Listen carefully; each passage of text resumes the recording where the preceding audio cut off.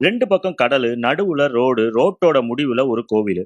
ராமேஸ்வரம் தீவுல தனுஷ்கோடிக்கு முன்னால உள்ள கோதண்டராமர் கோவில பத்தி கேள்விப்பட்டிருக்கீங்களா?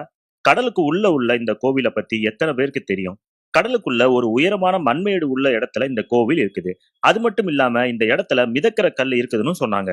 அத பார்க்கிறதுக்காக போயிட்டு இருக்கேன். வணக்கம், நான் கதிர் பேசுறேன். இது தமிழ் பாதையின் ராமநாதபுரம் மாவட்ட பயணம். இந்த கோதண்டராமர் கோவில் மதுரையில இருந்து 183 கிலோமீட்டர் தொலைவிலையும், ராமநாதபுரத்துல இருந்து 65 கிலோமீட்டர் தொலைவிலையும், ராமேஸ்வரத்துல இருந்து 12 கிலோமீட்டர் தொலைவிலும் இருக்குது. ராமநாதபுரத்துல இருந்து தனுஷ்கோடிக்கு போறதுக்கு முன்னால லெஃப்ட் சைடுல ஒரு ரோடு போகும். அந்த ரோட்டுல போனா கோதண்டராமர் கோவிலுக்கு வந்துடலாம். கோதண்டராமர் கோவிலுக்கு போற ரோடு ரொம்ப அழகா இருக்கும். 2 பக்கமும் கடல் சூழ்ந்து இருக்கும்.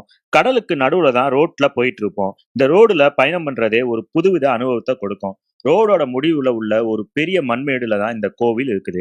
கோவில சுத்தி கடல் இருக்கும். இந்த கோவிலுடைய புராணம் என்ன சொல்லுதுன்னா, ராமர் இலங்கையில